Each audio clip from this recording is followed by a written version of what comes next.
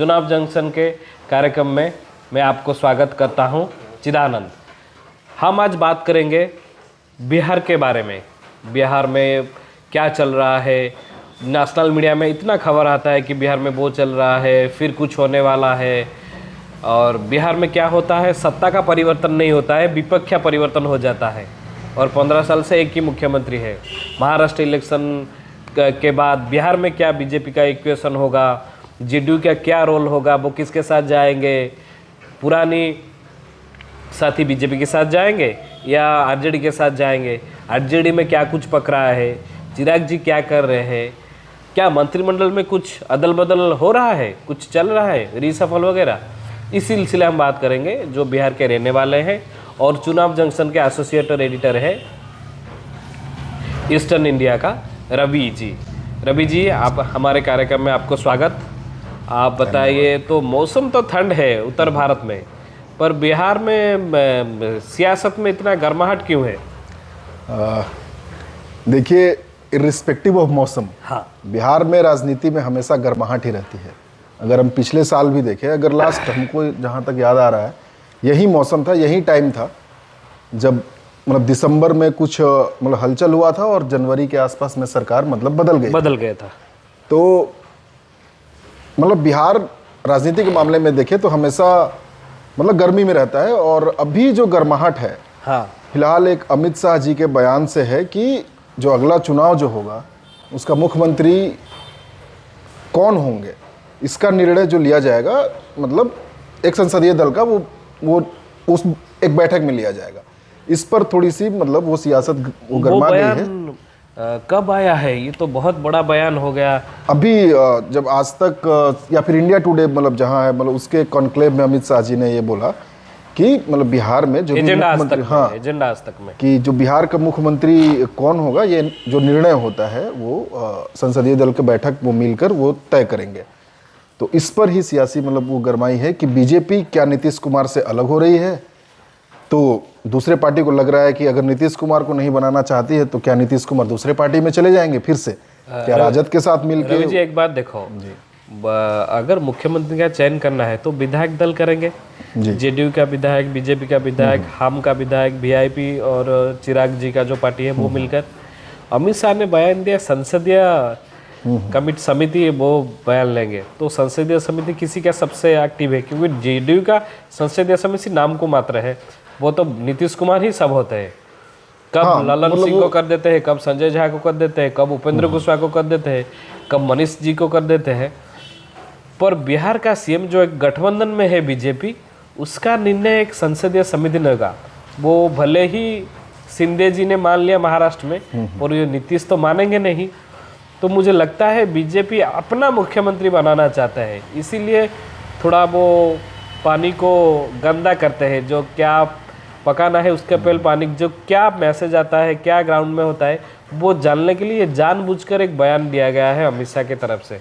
हाँ, मतलब ये हो सकता है कि एक राजनीतिक मूव है। बीजेपी का तो हमेशा एक मूव रहता है, और ये शायद बीजेपी मैं बदनाम कहूँ या कुछ कहूँ। कल कुछ ही घंटे पहले बीजेपी का जो केरल में गवर्नर थे आरिफ मोहम्मद खान, वो बिहार ला गए हैं। ये एक पॉलिटिकल मूव है। हमको जहां तक लगता है कि मुस्लिम वोटर्स को साधने की कोशिश है, क्योंकि बिहार में एक बहुत मतलब बड़ा मुस्लिम वोटर्स है और राजद का कांग्रेस का एक वोट बैंक है। हाँ बिल्कुल। और वो राजद जैसे ही हमको लगता है एआईएमएम ने जब वहां पर फाइट किया तो एक बड़ा चंक ऑफ वोटर जो आरजेडी का था वो शिफ्ट हो गया, 4-5% मतलब वो आराम से गया। तो हमको लगता है कि इसी चीज को साधने के लिए कि अगर हम एक रिप्रेजेंटेशन देते हैं तो हो सकता है कुछ वोटर्स वो हमें वो मतलब दे सके।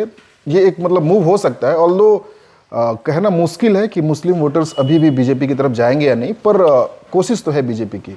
और रही बात कि जो अमित शाह का जो बयान है, बीजेपी का तो हमेशा से एक मोटिव रहता है कि सरकार बनाने का कहीं भी हो, और वो पूरी लगन के साथ वो मतलब उसमें जुटती है मतलब सरकार बनाने। रवि जी देखो, बीजेपी के साथ अगर देखा जाए, कांग्रेस कभी बीजेपी के साथ गया नहीं, वो प्राइम अपोजिशन है।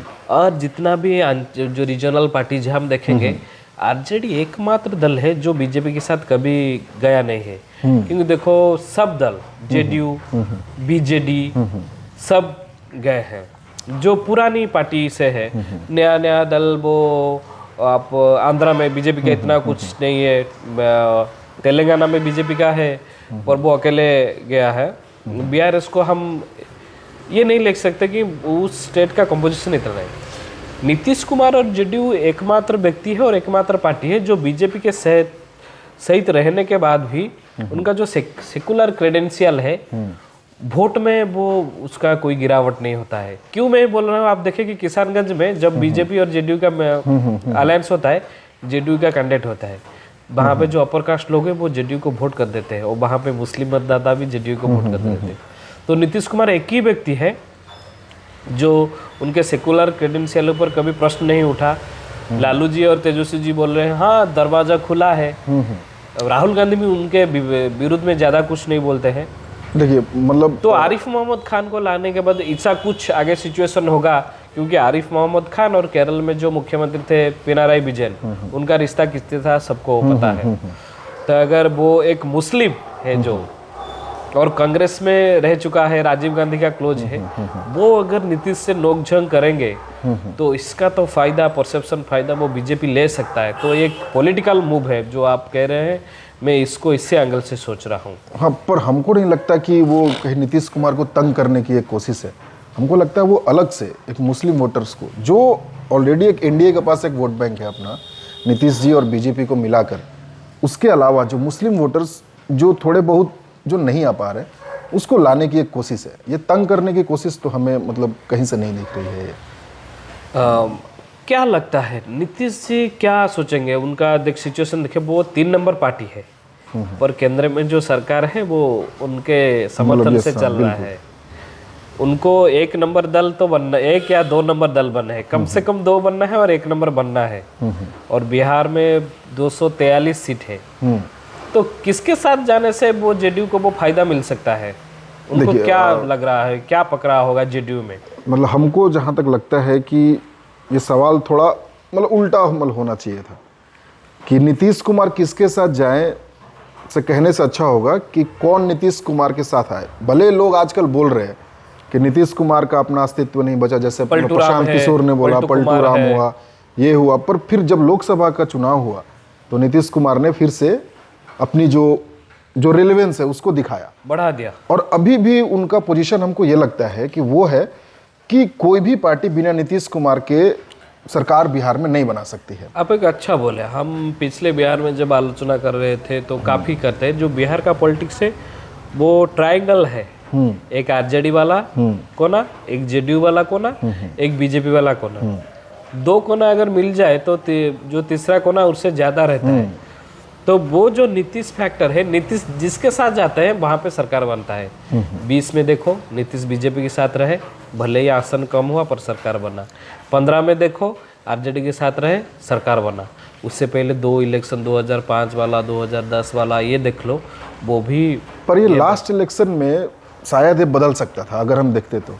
अगर जो महागठबंधन की जो पार्टियां थी, नीतीश कुमार और जो एनडीए का गठबंधन था, उसके अलावा जो महागठबंधन की पार्टियां था, अगर उसमें सीट शेयरिंग अच्छा होता, कांग्रेस को थोड़ा कम सीट मिलता और दूसरे पार्टी जो सीपीआई और लेफ्ट वाली पार्टी को अगर ज्यादा सीट मिलता, क्योंकि माले का स्ट्राइक रेट बहुत अच्छा था, बहुत अच्छा था। अगर उनको सीट शेयरिंग में अगर कांग्रेस अगर थोड़ा कॉम्प्रोमाइज कर लिया होता तो ये नौबत ही नहीं आती इधर ये पूरे 5 साल में ये अदल बदल करने की, और पूरे 5 साल मेजोरिटी और महागठबंधन की सरकार रहती।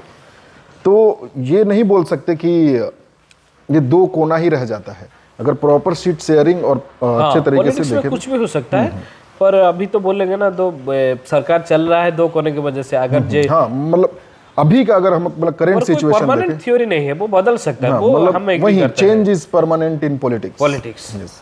करेंगे नीतीश कुमार जी का। नीतीश कुमार 3 नंबर पे है, इसमें एक मॉडल काम किया जिसको बिहार में बोला जाता है चिराग मॉडल। चिराग जी एनडीए से बाहर आए, उसी सीट से लड़े जहां पे जेडीयू के कैंडिडेट है, तो उनका वोट बैंक कट गया तो जेडीयू 3 नंबर पे आ गया।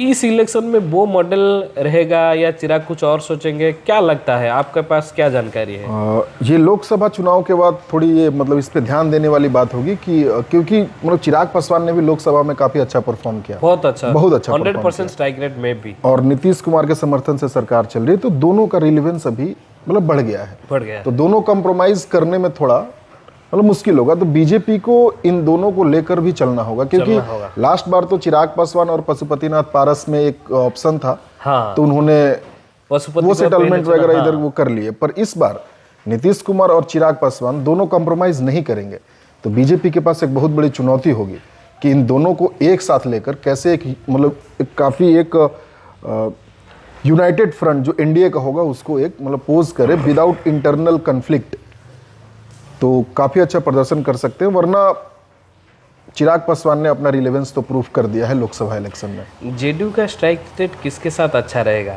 अगर वो बीजेपी के साथ जाके लड़ते हैं और या आरजेडी के साथ लड़ते हैं, वो हिसाब से वो बात तो कर रहे होंगे, क्योंकि चुनाव वही अपना फ़ायदा देखते हैं, प्रॉफिट देखते हैं।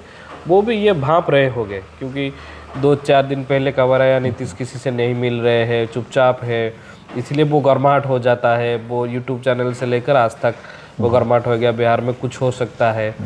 तो क्या लग रहा है जेडीयू के एंगल से, आप क्या सोच रहे हो?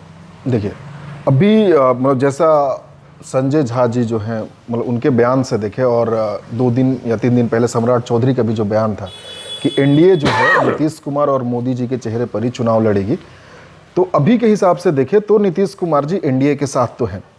पर जहां तक की बात है स्ट्राइक रेट, सम्राट चौधरी के ये बयान है, उससे एक दिन पहले दिलीप जायसवाल एक नेताजी हैं, उनके एक बयान था कि हम चुनाव लड़ेंगे नीतीश कुमार के फेस से, उनके ये से। और दूसरा दिन अगर उनको पूछा जाता है, वो बोलते हैं वो मोदी जी के फेस से और नीतीश जी के फेस से। तो कुछ तो पकड़ा है। एक दिन में 24 घंटे में उनको बयान बदलने के लिए क्यों बोला गया? ये बोला नहीं गया, या फिर मतलब ये हो सकता है कि बिहार में कोई एक दल मिल के, सिंगल लार्जेस्ट पार्टी मिलके सरकार बनाना थोड़ा मुश्किल है। दो लोगों को साथ में आना ही पड़ेगा, मल्टी पार्टी गवर्नमेंट, मतलब अभी के हिसाब से अगर हम देखें तो। और मतलब जो आपने पूछा था एक रिलेवेंस का और किसके साथ strike rate, although Nitish Kumar का रिलेवेंस अभी है, पर हमको लगता है कि वो अगर किसी भी पार्टी के साथ जाएंगे तो स्ट्राइक रेट थोड़ा उनका कम होगा। रिलेवेंस तो रहेगा पर स्ट्राइक रेट कम होगा, वो एनडीए में रहे या फिर महागठबंधन में जाए, क्योंकि भले ही वो पावर में रहे हैं और भले ही उनका रिलेवेंस अभी लोकसभा में और केंद्र की सरकार में है, पर जो उनकी इधर कुछ पिछले दिनों में कुछ छवि खराब हुई है, मतलब पावर को अपने पास रखने की, भले ही वो क्रेडिबिलिटी को मतलब खो दे रहे हैं, तो स्ट्राइक रेट कम तो होगा पर रिलेवेंस जरूर उनका होगा। पर देखिए नीतीश कुमार जी, जो कुछ जाने माने पत्रकार हैं, वो बोल रहे हैं कि महाराष्ट्र में और हरियाणा में जीतने के बाद बीजेपी थोड़ा कॉन्फिडेंस वापस आया है। वो लोकसभा में जो उनका खराब हुआ था उसके बाद, तो वो चाहेंगे कि अगले 5 साल में बिहार में खुद का सीएम बने। और ऐसे भी नित्यानंद राय का नाम चल रहा है कि वो ओबीसी है और यादव वर्ग से आ रहे हैं। ओबीसी आने से नीतीश कुमार को मार देंगे, यादव से आते हैं तो आरजेडी को मार देंगे। मतलब ये तो देखिए अभी देखिए मतलब ये प्रदेश अध्यक्ष जो बीजेपी का बनाया है, वो भी उन्होंने मतलब जायसवाल जी को ही बनाया है, दिलीप जायसवाल जी। अभी देखो वो 130 में लड़ेंगे तो नीतीश 80-90 सोच सकते हैं। और जो जानकार कहते हैं वो जो कास्ट इक्वेशन जैसे कुर्मी, महादलित और अति पिछड़ा, वो किसके पास है? नीतीश कुमार के पास है, क्योंकि अपनी कुर्मी का कास्ट तो उनका 3% है और आरजेडी के पास मुस्लिम है, यादव है। तो मुस्लिम, यादव, अति पिछड़ा, महादलित, कुर्मी, ये जो मिल जाए तो वो नीतीश कुमार बीजेपी से लड़ने से वो जो गठबंधन में आ जाएंगे तो कम सीट 100 या 110 लड़के भी वो स्ट्राइक रेट 75 या 80 बना सकते हैं, पर बीजेपी के साथ रहते हुए वो स्ट्राइक नहीं बना सकते हैं। ये एक आम भावना जेडीयू में उस ग्रुप का है जो समाजवादी के ग्रुप में आते हैं, एक्स कांग्रेसी है, एक्स आरजेडी है, एक्स जनता दल है, वो लोग सोच रहे हैं।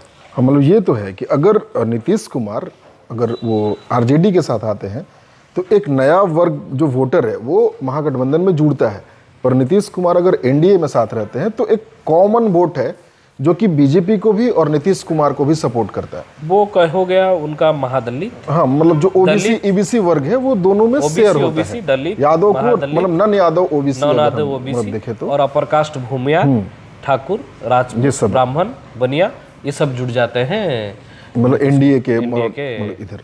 नीतीश कुमार क्यों महागठबंधन में जमे? उनके तो अच्छी खासी चल रहा है, केंद्र में सरकार है। अगर उनको महागठबंधन में जाना है तो सपोर्ट विड्रॉ करना पड़ेगा सेंटर से, तो वो सोचेंगे या इससे कुछ भूचाल के लिए ये चल रहा है, पकवा रहे? क्योंकि संजय झा उनके पार्टी का कार्यकारी अध्यक्ष है, दिल्ली संभाल रहे हैं। संजय झा कौन है? वो राजीव प्रताप रूडी का पीए रह चुके हैं, अरुण जेटली का साथ उनके संबंध अच्छा था। वो बीजेपी से आए हैं, जेडीयू, तो वो थोड़ा प्रो मोदी सा है। वो आपकी बिहार के जो जाने माने पत्रकार हैं वो सोच रहे हैं। तो आपको क्या लगता है संजय झा का क्या रोल होगा? ठीक है, देखिए मतलब संजय झा मतलब भले ही अभी हैं जो दिल्ली देख रहे हैं, पर अभी तक जहाँ तक हमको लगता है कि जेडीयू में जो भी डिसीजन लिया जाएगा वो नीतीश कुमार के कहने पर ही लिया जाएगा। तो ठीक है, लोग बोलते हैं कि पर जो नीतीश कुमार चाहेंगे वही होगा। और रही बात महागठबंधन में जाने की, तो ऑल्दो महागठबंधन की तरफ से कोई बयान नहीं आ रहा नीतीश कुमार पर नीतीश कुमार ने खुले मन से मतलब बोल दिया है एक दो बार कि वो कभी वापस लौट कर नहीं जाएंगे। लेकिन ये पहले भी बोल चुके हैं और मर जाएंगे, बीजेपी के साथ नहीं जाएंगे। तो इसलिए अमित शाह भी बोले थे नीतीश बाबू दरवाजा बंद है। तेजस्वी बोले वो दरवाजा तो बंद था, वो खिड़की लगाने भूल गए थे। तो ये ठीक है चलते, पर अभी देखिए आगे क्या होता है। अभी जो कॉम्बिनेशन है बिहार में, महागठबंधन और एनडीए, आप एक पॉलिटिकल कमेंटेटर हो, दूर से कैसे दिख रहे हो? क्या शॉर्ट एनालिसिस करो तो दोनों में क्या करोगे? देखिए अभी का जो कॉम्बिनेशन है, नीतीश जी बीजेपी के साथ है, महागठबंधन नीतीश जी बीजेपी के साथ है, महागठबंधन अपने कांग्रेस और लेफ्ट वाली पार्टियों के साथ है। पर बीच में मतलब प्रशांत किशोर भी हैं, जो अभी मतलब बाई इलेक्शन में भी हमने देखा कि एक दो सीट पर उन्होंने मतलब अच्छा परफॉर्मेंस किया। पर लोग बोलते थे काफ़ी ज़्यादा उम्मीद थी, पर देखने वाली बात है कि ये जो चुनाव था उस एरिया में था जहाँ पर ये अभी पदयात्रा नहीं किए थे उतना। पर अगर नॉर्थ बिहार में देखेंगे तो ये काफ़ी इन्फ्लुएंस कर सकते हैं। तो मतलब रही बात एनडीए और महागठबंधन की, तो एनडीए की तरफ से मतलब बहुत बयानबाजी चल रहा है, पर अभी महागठबंधन खेमे में थोड़ी शांति है।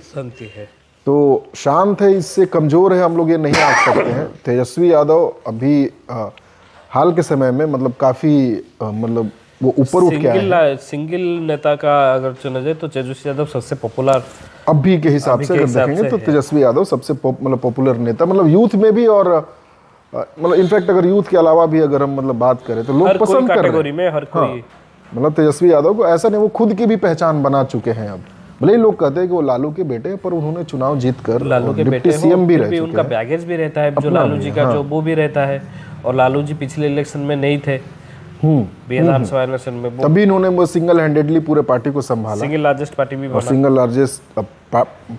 सिंगल लार्जेस्ट पार्टी बने और मतलब अच्छा परफॉर्म किए।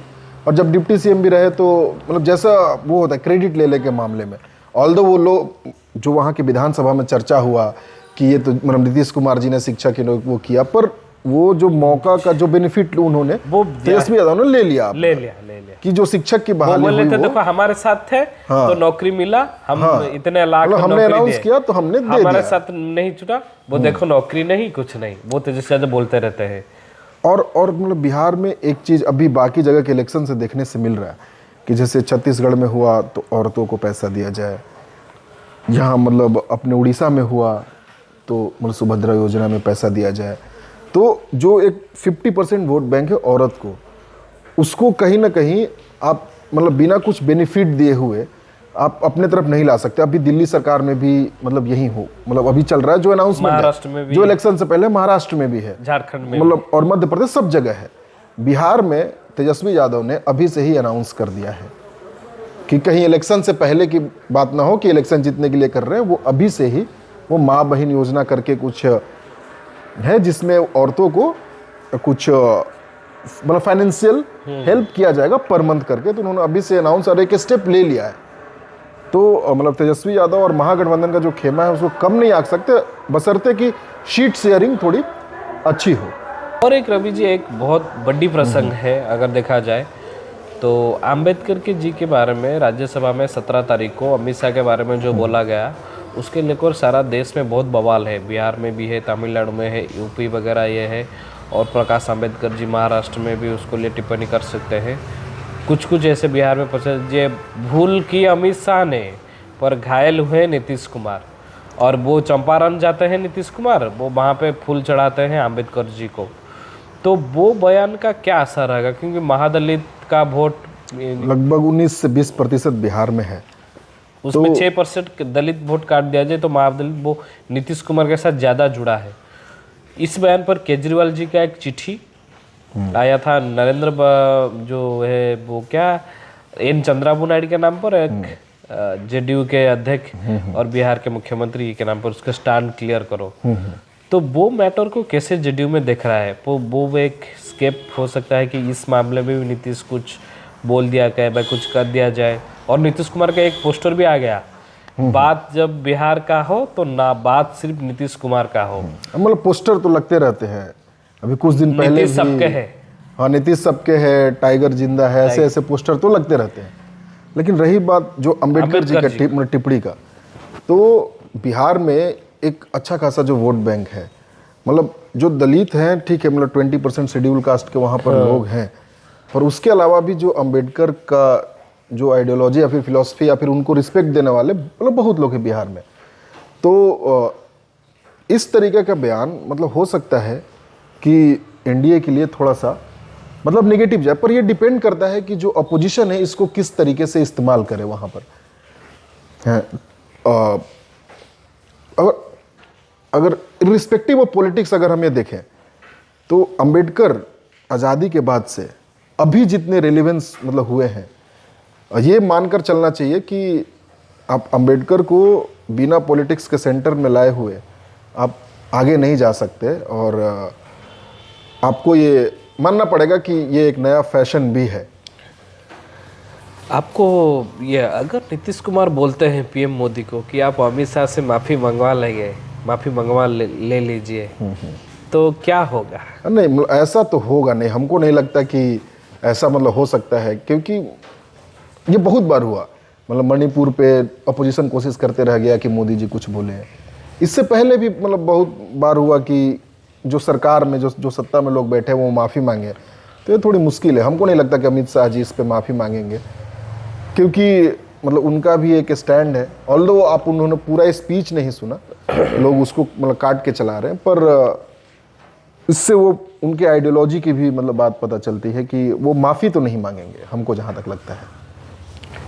ठीक है, हम बिहार के बारे में और बात करेंगे, क्योंकि 2025 में बिहार का विधानसभा चुनाव होने रहा है। उस तक बाय, धन्यवाद, नमस्कार।